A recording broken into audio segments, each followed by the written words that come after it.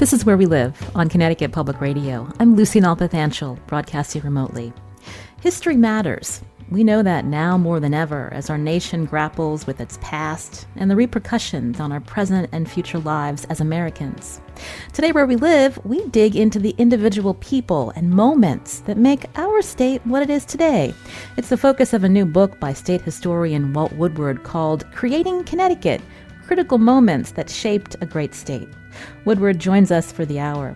Now, Walt Woodward is also an associate professor of history at the University of Connecticut. He's the narrator and producer of Today in Connecticut History, which you hear on WNPR, as well as Creating the Nutmeg, the podcast of Connecticut history with Connecticut Explored magazine. Walt Woodward's joining us today via Zoom. Walt, so good to talk with you today. Good morning, Lucy. How are you? I'm doing well. I wish that we could be seated in a studio together talking, but this is how our conversations have gone the last several months. And then Be careful what you wish for. I'd be bringing you zucchini. Oh, that's true.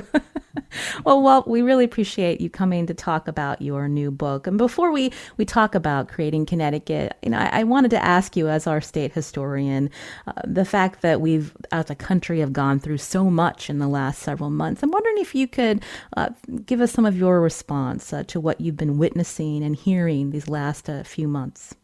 Well, this has been a remarkably important time for historians. It's been a tough time. To start with COVID-19, this is, it's the event of a century, and I think people have really been kind of reassessing their own lives in ways that you don't do unless you're living through a remarkably important historic time.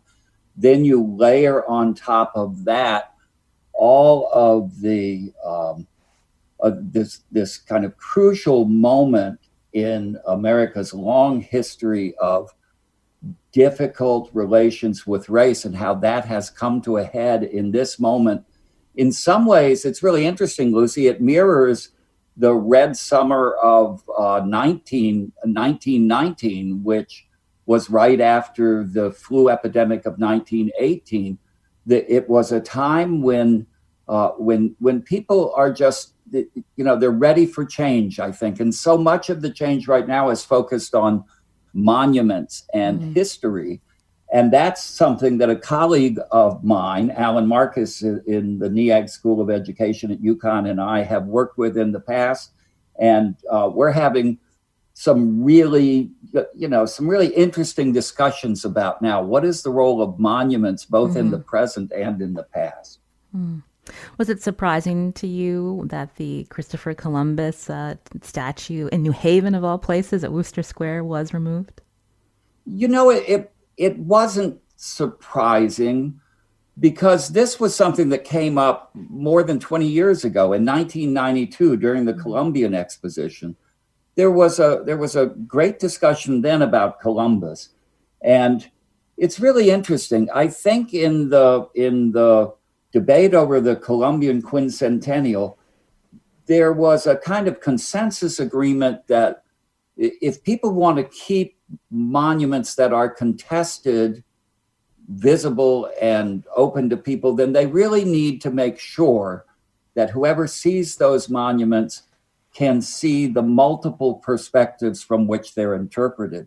And unfortunately, in the Columbus Monument in New Haven and in many places around the country, people haven't done that. And so when it came up again, I think I think it made sense to a lot of people. This just doesn't work. I said my colleague and I are talking about this. We're wondering if there isn't really an expiration date on monuments. Monuments, when they're built, reflect two time periods. They reflect the event, the historical event they represent, or the person they represent. Then they also reflect the values of the people who put the monuments up. In the case of the Columbus monuments are really interesting because they were put up in the 1890s, the turn of the 20th century, at a time when many Italian Americans were immigrating into the United States. and they weren't being received well. There was a lot of resistance to their coming. They spoke a foreign language. They had different customs. There was a lot of ethnic racism directed against them. And these statues of Columbus were put up as a claim to citizenship and as a claim to equality. Well, you come forward 100 years, and that doesn't seem as important as as Columbus's own record as a person who enslaved other human beings, as someone who's got a past you might not want to valorize. You're hearing Walt Woodward. He's Connecticut State Historian. Today, he joins us for the hour to talk about his new book, Creating Connecticut. Many people see us right now, the country, in the middle of another significant civil rights movement. I want you to remind us about Connecticut's slow walk to emancipation. You wrote, when it came to ending slavery, Connecticut wasn't exactly in a rush. You talk about that in your book.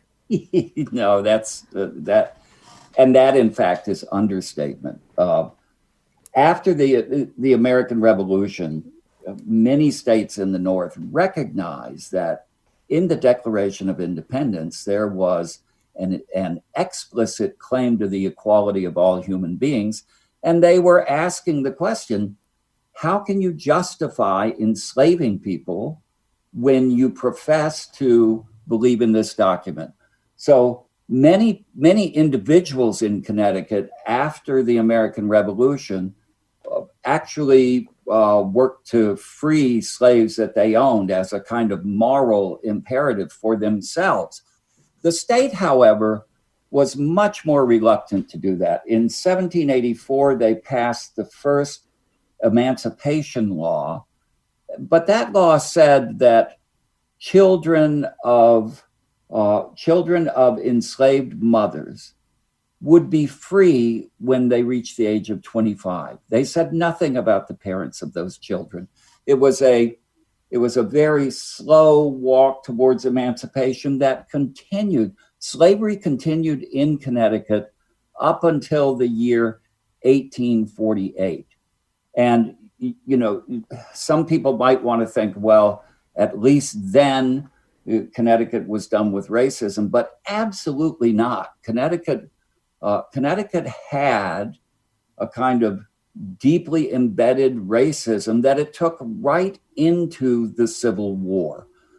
That, of course, is not to say that there weren't fervently committed abolitionists in Connecticut, and there weren't many people who were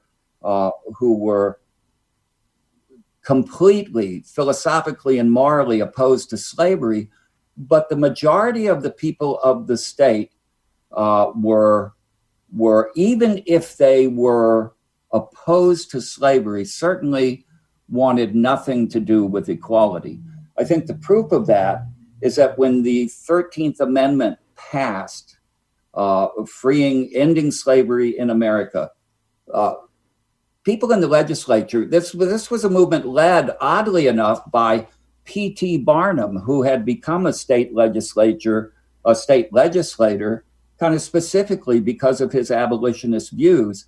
And in 1865, he joined with other people to advance a constitutional amendment to take the word white out of the 1818 Constitution when it said voting shall be, all white males in the state should be able to vote. Barnum said, let's take the word white out so that every male in the state should vote. And of course, you can hear in that who's still being left out. But this is after the Civil War. It's after slavery has ended in the country. And yet the people of Connecticut in a referendum twice voted that down by a vast majority of votes. So we participated in the ending of slavery, but racism continued in Connecticut for a long, long time. I mentioned the title of your new book is Creating Connecticut. And so one of the early chapters is about Dutchman Adrian Block. Tell us why you wanted to start there. Well, it's very interesting.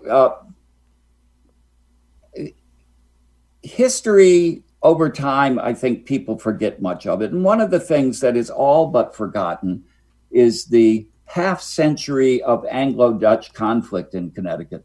Most people, I think, most school children certainly know that Adrian Block, who was a Dutch trader, was the first European that we know of to sail up the Connecticut River in 1614.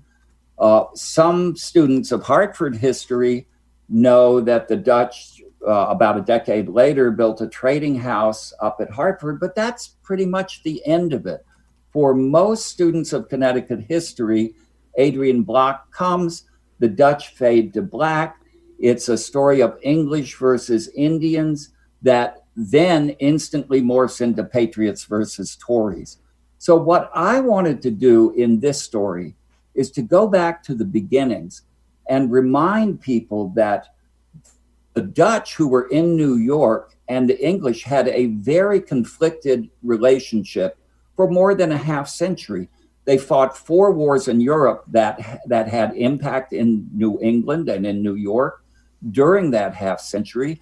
Their tensions between each other, or among all the English plantations and the Dutch, involved all of the native tribes in New England. So there was this competition of alliances and changing sides and not knowing who to trust that made that first half century in Connecticut extremely dangerous, and I think a time of great anxiety for all the people involved.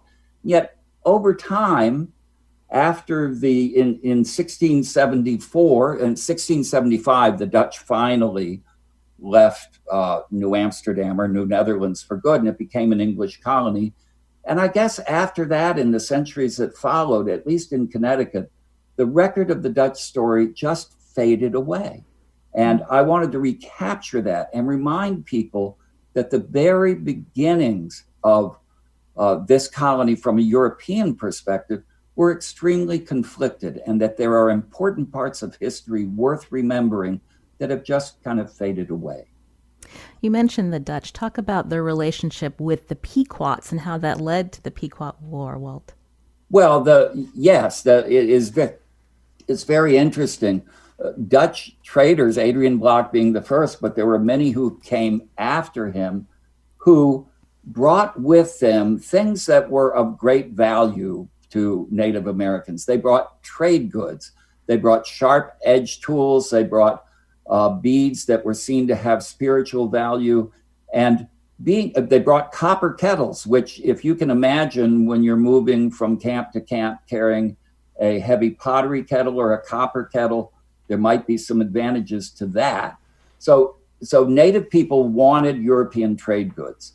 And the Pequot Indians, who were in the area around present-day New London, set up a very good trading relationship with the Dutch early in the 17th century. And the Pequots controlled distribution of Dutch trade goods, which allowed them to dominate many of the other tribes in the region. So the Pequots rose to power through an alliance with the Dutch in the early 17th century. But after the English came and established trading houses in Windsor, at the invitation of local tribes who wanted to resist the Pequots, things got much more complicated.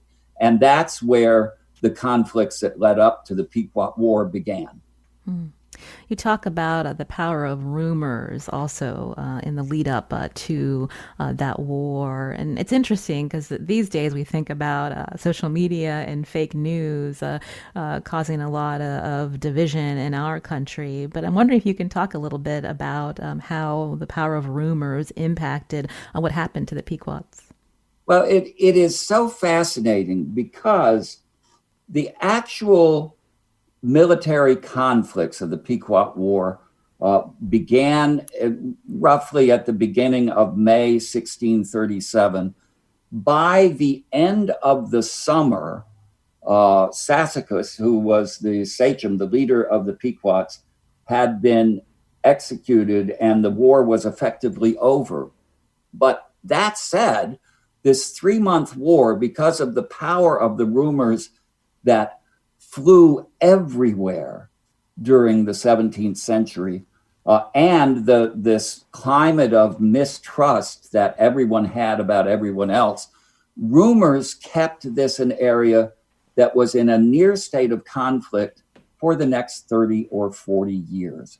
The situation was quite difficult. No one knew who they could trust. Everyone felt they needed an alliance with someone from another culture, but those alliances were shifting, and that fed a rumor mill that constantly had people saying, oh, well, you think you can trust them? Well, let me tell you this. And if you can imagine 40 years of a rumor mill that seemed to say war was imminent all the time, it kept both English and native people in a constant state of military preparedness or alert right up until 1675 and King Philip's War, which was the great Anglo-Indian War of the 17th century. And that happened in 1675.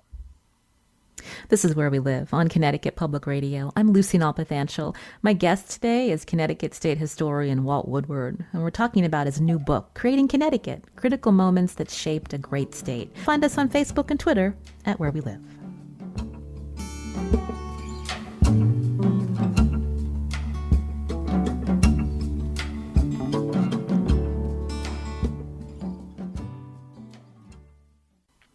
This is Where We Live on Connecticut Public Radio. I'm Lucy Nalpathanchel. My guest is Connecticut State Historian Walt Woodward, and we're talking about his new book, Creating Connecticut, Critical Moments That Shaped a Great State. The book includes a collection of 24 stories about Connecticut's past. Have you read it yet? I know Walt has been doing several virtual book talks at libraries around our state. One thing I liked about your book, Walt, besides a lot of the great information, you were also playful at times, and you hit some of the questions that residents still have today, like, why are we the Nutmeg State? I love this story because it's a nickname that cuts both ways. This goes back to the late 18th century and the early 19th century, at the beginning of the industrial revolution, when Connecticut had a lot of companies in New Britain and Hartford and elsewhere around the state that were producing the consumer goods for people, and they needed distribution mechanisms to get them out to people. So what would happen is that in the fall and winter, after farm boys in Connecticut had gotten the crops in, they would often go to these distributors, pick up lots of goods, and head south, west, north, wherever, and spend their winters until the next spring as Yankee peddlers, peddling these new products made by Yankee manufacturers. Now, one of the goods that they most liked to sell were nutmegs. Nutmeg is a rare spice that is only grown in two places. It's grown in Malaysia, and it is also grown in one of the islands of the West Indies. So they were rare, but Connecticut had a significant West Indies trade. So Yankee shippers would bring nutmegs in. These Yankee peddlers would take them and distribute them to an eager consumer at a good price. Well, some of these guys realized, at night sitting around the campfire or wherever they were staying, that nutmegs look very much like just little wooden balls. So they would often take wood and whittle out a nutmeg or two or three maybe, and put them in the jar with the other nutmegs, and they would increase their profits dramatically. The story was that these Connecticut farm boys who would go out as peddlers were so friendly and so engaging that even when you found out later that they had given you wooden nutmegs, you would laugh it off and say, well, there it is. Now, that's very much a pro-Connecticut interpretation, but it's from that reputation for being crafty salespeople, or unethical if you want to think about it, that the word nutmegger came from, and that we became the Nutmeg State. the land of Yankee dealing. We also got a tweet. Someone wanted to know, of course, again, why we were nutmeggers. So you explained that well. But they also wrote other demonyms that have fallen to the wayside, Walt. Oh, the land of steady habits. Well, that one will never fall to the wayside because No. the land of steady habits is so useful. You can use it. You can use it to decry tradition or support tradition, and it's going to be with us for a long, long time. That one goes back to the fact that Connecticut got a royal charter in the year 1662 that gave it virtual independence more than a century before the American Revolution. So after the American Revolution, when the new states of the sort of United States were trying to figure out how to set up their governments and set up a national government, Connecticut held itself out as the model for creating a democratic republic that worked. They said, we've done this for 120 years, and if you want to see how good government should be structured, look to us. And in that sense, Connecticut advanced itself as the land of steady habits. Also in the American Revolution, we became the provision state because we had a reputation for coming through for the Continental troops in their hours of greatest need. As the Second Industrial Revolution advanced and we moved into World War I and II with all the arms manufacture and defense production in the state, we became the arsenal of democracy. So we are a state that has never been short on nicknames, and I'm sure there are more to come. Speaking of delicious stories, Walt, you talk about the Connecticut Election Cake. We wanted to bring that up because we're in a big election year. Well, we are, and I personally, and there are some other people, the voter registrar of Bloomfield, some people at Litchfield Historical Society. We all think that this is a really good time to bring back what was for more than a century, for a very long time, one of Connecticut's most important election traditions. And that is the tradition of having a cake on Election Day, a huge cake that was distributed to everybody in celebration of the right to collect your own or to elect your own rulers. I mentioned the Charter of 1662 and how that gave Connecticut virtual independence. Well, the Puritans, who didn't celebrate Christmas, they didn't celebrate Easter or any of the saints' days or festival days because they said they were invented, they thought that virtual independence, that right to select your own rulers, was in fact something very much worth celebrating. So when they had their election day, which at the beginning of the colony took place in May, they pulled out all the stops. That was the one day these dour Puritans really had fun. And key to that was a cake. I have in the book, at the beginning of the book, I have a recipe that'll give you an idea of the size of the cake that they would bake up. Can I read it to you, Lucy? Sure, I'd love to hear it. Okay, you take 30 quarts of flour, 10 pounds of butter, 14 pounds of sugar, 12 pounds of raisins, 3 dozen eggs, 1 pint of wine, 1 quart of brandy, 4 ounces of cinnamon, 4 ounces of fine coriander seed, 3 ounces of ground allspice, milk, yeast, and a very strong arm. So they would bake up, they wouldn't bake one cake that big. They would mix that batter up and do it into loaves. And when people came to these election festivals that were the biggest parades that took place in the colony, they would celebrate with this cake. And you were known by the quality of the election cake that, you could bake in your household. Election cake was such a big deal that when Connecticutans moved west later in the 18th and 19th century, they took the election cake concept with them, and it spread all over the country. Election cake became a very important national tradition. Connecticut had some other traditions, riding out to meet the governor as he came into town on election day, following all the ministers of the colony to church for an election sermon. These all fell by the wayside. But in 1878, when the 1877, when the General Assembly decided to change the election date from May to January, a reporter at the time lamented this change. And I'm paraphrasing what he said, but he essentially said this, moving into winter means the election parades are going to fade away. We've already lost the sermon. We've lost the tradition of riding out to meet the governor. But there is one tradition we will never lose, and that is the Connecticut election cake. It's just too important, and it's too much part of us to ever pass up. Well, I thought that was wonderful. And I think, right now and for a while, elections have tended to leave, I think, everyone with a bitter taste in their mouth. So what better time than now to celebrate sweet democracy than to bring back the election cake?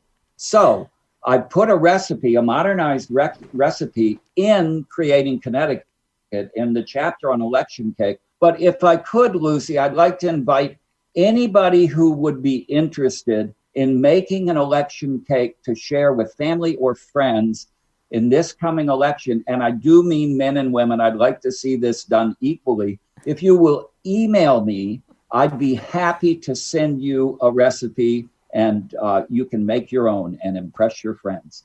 It sounds like a good bundt cake, Walt.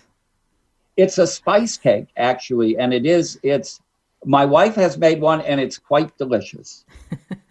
Well, we'll have to find out how many people take you up on that, Walt. We'd love to hear as well. Again, Walt Woodward is my guest today. He's Connecticut State Historian. Before we head to break, we got a question on Twitter from Gabriel, who wants to know more about the witch trials in Connecticut that happened before Salem. You talk about the man that's credited for keeping down the hysteria in our state. Can you tell us briefly about him? Well, I will indeed. Everyone knows about Salem, but in fact, there were two periods of intense witch hunting in New England. And in the first one that lasted from 1647 to 1663, Connecticut was New England's fiercest prosecutor of witches.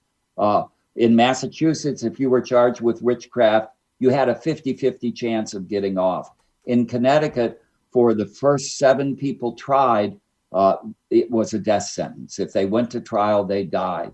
Then in 1655, this newcomer to Connecticut, he had actually come in the 1640s. Well, he'd been around for a while, but his name was John Winthrop Jr. He had founded Old Saybrook in the 1630s. He founded New London in the 1640s. And in the 1650s, they asked him to consult on witchcraft trials. They asked him because Winthrop was an alchemist and a practitioner of natural magic himself. Surprising that to most people that you would find that in a Puritan, but he was very much interested in using religion, science, and magic together to improve the world.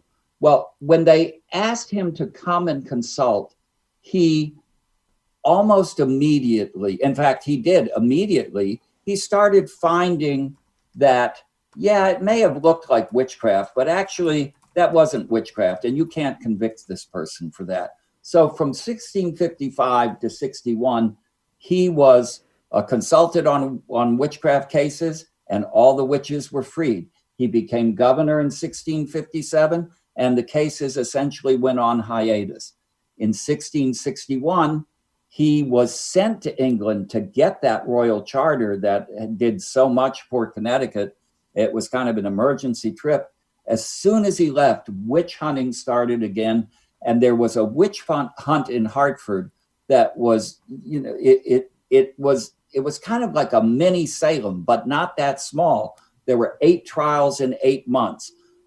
4 people were executed. Another 5 people were so certain that they were going to die that they fled the colony in terror, leaving all their children and all their possessions. Winthrop came back in 1663 and began a long and very difficult process of dismantling this desire to convict and execute. And the capstone case was a case in 1669 that involved a woman named Catherine Harrison, working with a minister named Gershom Bulkley. Winthrop and Bulkley changed the standards of evidence in witchcraft trials in such a way that Connecticut could never execute another person for witchcraft again. It never did. And that was in 1669, a whole generation before Salem. Walt Woodward is Connecticut State Historian. This is Where We Live. I'm Lucy Nalpathanchel. Coming up after the break, we'll continue our conversation. You can join us too. Find us on Facebook and Twitter at Where We Live.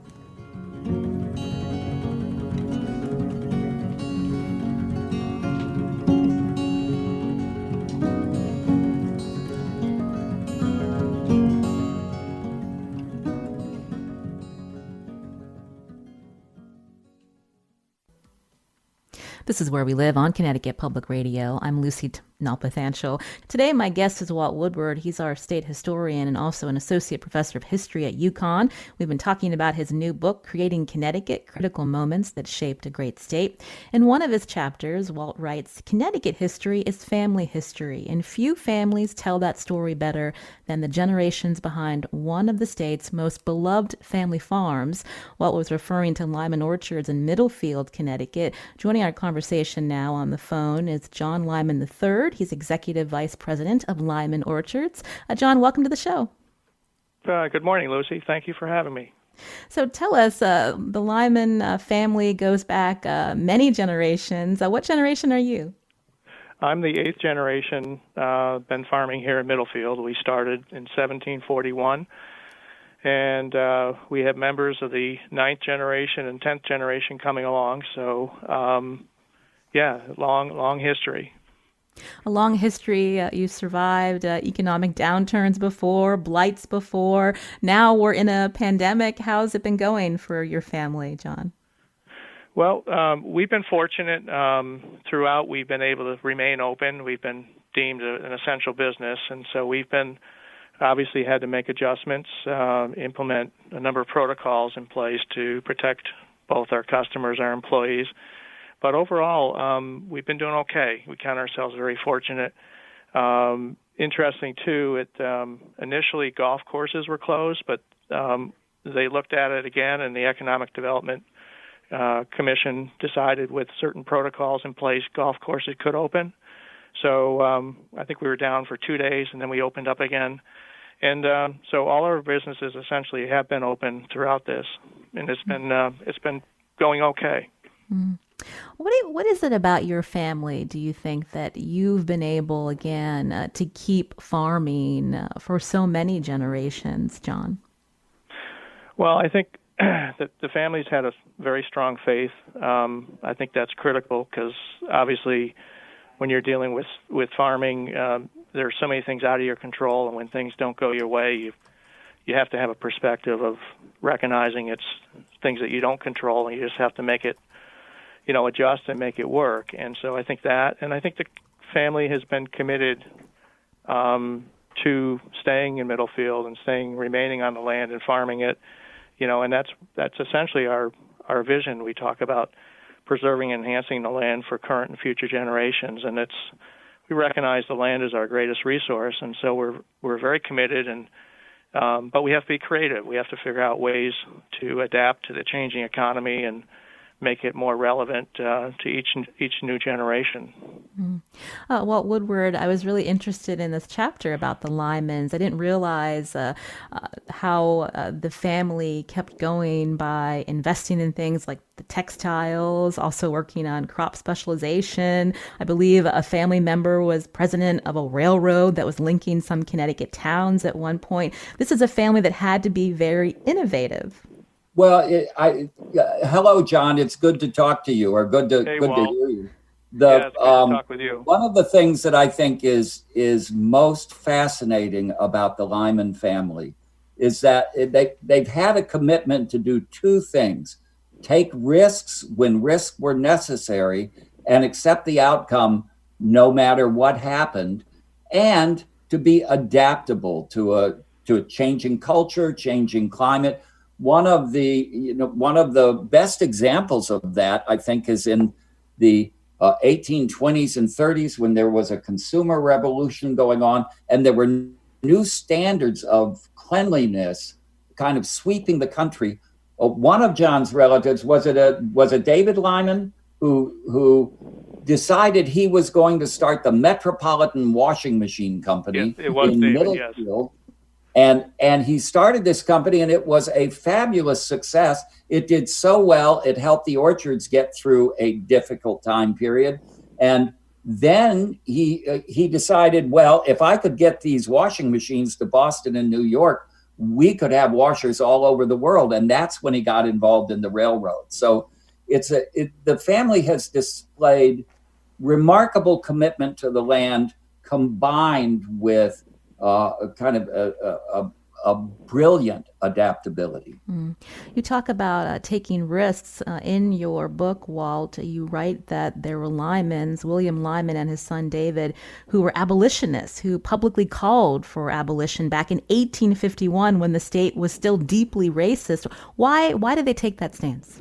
Well, they actually were abolitionists before that in the 1830s and 40s, but in 1851, Congress had passed, as part of the Compromise of 1850, the Fugitive Slave Law that made it a crime not to help people catch and return escaped slaves. And the Lymans said, this is immoral, it's unconscionable. He said, I can't... John, do you remember the phrase exactly? It's a person can no more, a good person can no more be a slave catcher than light can be darkness. Yes, you got that right. Yeah. And it was there at that time. This was a dramatic statement, and they were.